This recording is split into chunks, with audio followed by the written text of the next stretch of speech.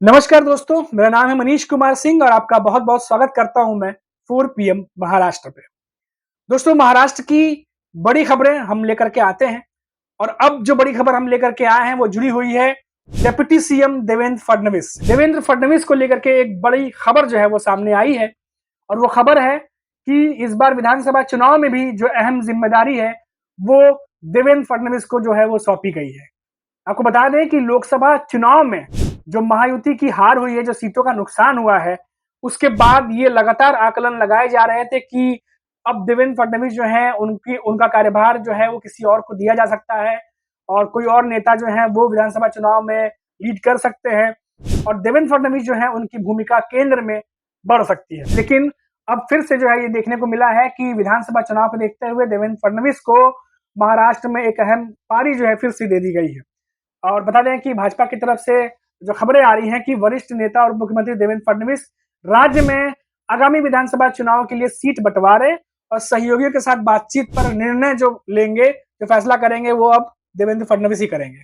भाजपा की मुंबई इकाई के प्रमुख आशीष शेलार ने मीडिया से कहा कि सीट बंटवारे और विधानसभा क्षेत्रों के चयन से संबंधित सभी निर्णय लेने की शक्तियां देवेंद्र फडणवीस को सौंपने के लिए एक कमेटी, जो कोर कमेटी है, उनकी मीटिंग बुलाई गई थी और इस मीटिंग में कई सारे बड़े नेता शामिल रहे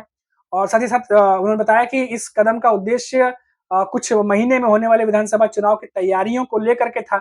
और साथ ही साथ केंद्रीय मंत्री भूपेंद्र यादव, भाजपा के राष्ट्रीय सचिव विनोद तावड़े और केंद्रीय मंत्री और मुंबई उत्तर से सांसद पीयूष गोयल भी इस मीटिंग में मौजूद थे, जहां ये बड़ी बैठक हुई है।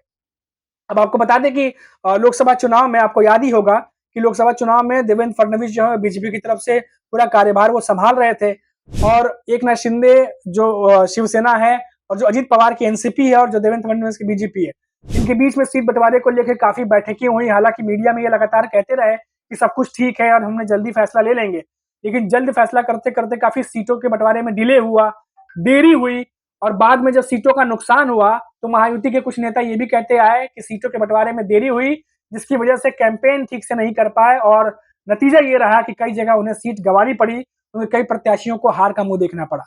अब इन सब चीजों को देखते हुए अब इस कोर कमेटी की बैठक हुई है, जिसमें एक बार फिर से देवेंद्र फडणवीस को जो है अहम जो कार्यभार है वो दे दिया गया है महाराष्ट्र की विधानसभा चुनाव को देखते हुए। अब देखिए, वो लोकसभा चुनाव में जब सीटों का नुकसान हुआ था, जब प्रत्याशी हारे थे, कई सारी खामियां बाहर निकली, जिसको लेकर के आपसी महायुति के अंदर भी कई सारे बयानबाजी शुरू हुई। उसके बाद देवेंद्र फडणवीस ने इस्तीफे की पेशकश कर दी थी। एक बहुत बड़ा खबर जो आई थी कि देवेंद्र फडणवीस ने इस्तीफे की पेशकश कर दी है और उसके बाद वो दिल्ली गए थे, जहां उन्होंने अमित शाह से मुलाकात की और उस मुलाकात के बाद जब वो मुंबई लौटे तो उसके बाद उनका इस्तीफा नामंजूर कर दिया गया, रिजेक्ट कर दिया गया। अब कुछ दिनों से ये अटकलें लगाई जा रही थी कि जेपी नड्डा के बाद क्या वो बीजेपी के नए अध्यक्ष बन सकते हैं। इसको लेकर के तमाम बातें सामने आने लगी थी, तमाम रिपोर्ट्स आ रही थी, तमाम सोर्सेस केवल से खबर आ रही थी कि उनके नाम पर चर्चा जो है वो हो रही है। लेकिन इस बीच ये भी था कि देवेंद्र फडणवीस लगातार महाराष्ट्र में मुंबई के जो कोर कमेटी की टीम है उनके संग बैठकें कर रहे थे। साथ ही साथ वो नागपुर भी जा रहे थे, जहां आरएसएस के कई पदाधिकारियों के साथ वो लगातार मीटिंग कर रहे थे और विधानसभा चुनावों को लेकर के रणनीति पर बात कर रहे थे। जो खामियां रह गई उसको कैसे सुधारा जाए, इसको लेकर के भी कई आरएसएस के पदाधिकारियों से उनकी मीटिंग हुई, जो खबरें आई थी। उसके बाद वो दिल्ली भी जाते रहे, तो इससे ये भी एक आकलन लग रहा था कि नहीं, वो महाराष्ट्र की राजनीति में अभी भी एक्टिव है और विधानसभा चुनावों में वो फिर से कोई अहम जो उनका कार्यभार है वो दिया जा सकता है। और अब देखिए, खबर आ चुकी है कि सीट बंटवारे से लेकर के, टिकट देने से लेकर के और जो तमाम क्षेत्रीय जो क्षेत्र है, जो विधानसभा की जो 288 सीटें हैं, उन सब का जो काम है, जिस तरीके से कहें या बातचीत है, समन्वय बनाने का काम है, सब कुछ ओवरऑल वो अब देवेंद्र फडणवीस जो है वो करने जा रहे हैं। महाराष्ट्र की 288 विधानसभा सीटों में से भाजपा ने 2019 में 104 सीटें जीती थी और आशीष शेलार ने सहयोगियों के साथ योजना और सीट बंटवारे की व्यवस्था के अलावा जीतने के फॉर्मूले को भी अंतिम रूप कैसे दिया जाए, इसको लेकर के भी बातचीत हुई है और उन्होंने बताया कि फडणवीस को इस संबंध में पूरा अधिकार अब दे दिया गया है। भाजपा के नेतृत्व वाले महायुति गठबंधन में एकनाथ शिंदे की शिवसेना, अजित पवार की एनसीपी भी शामिल है और आपको बता दें कि इस गठबंधन का लोकसभा चुनाव में बहुत खराब प्रदर्शन रहा और 48 में से महज 17 सीटें जीत पाई, जबकि उम्मीद लगाई जा रही थी कि जैसे एक दावे कर रहे थे मायावती के नेता कि 48 में से 40 पार जो है वो जाएंगे, लेकिन हुआ उल्टा। बल्कि 30 सीट जो है वो जीत करके चले गए एनडीए गठबंधन के नेता, और ये 17 सीट के आसपास जो है वो सिमट के रह गए। तो अब ऐसे में ये बात कही जा रही है, अब ये बात उठने लगी है कि क्या विधानसभा चुनाव में भी जो है एनडीए गठबंधन भारी पड़ने वाला है। इन सब चीजों को देखते हुए देवेंद्र फडणवीस जो है अब तैयारी में लग चुके हैं। इसका एक कारण ये भी बताया जा रहा है कि देवेंद्र फडणवीस जो है वो महाराष्ट्र की राजनीति में काफी सक्रिय रहते हैं, और उनके पास हमेशा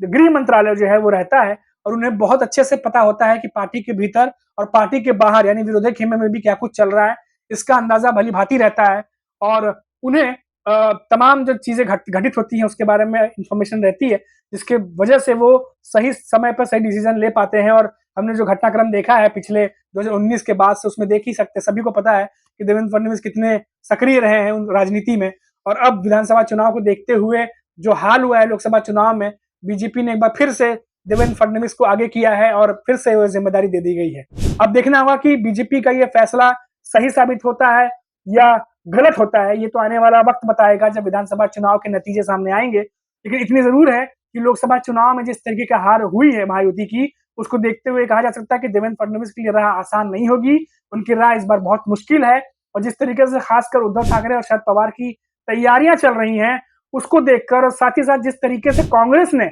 महाराष्ट्र में कहा 2019 में सिर्फ 1 सीट चंद्रपुर की जीती थी और 2024 में 13 सीटें जीत के चली गई, तो कांग्रेस ने भी जिस तरीके से बढ़ोतरी की है, अपना कद बढ़ाया महाराष्ट्र की राजनीति में, उसको देखते हुए इसमें कोई शक नहीं कि महायुति की राह इस बार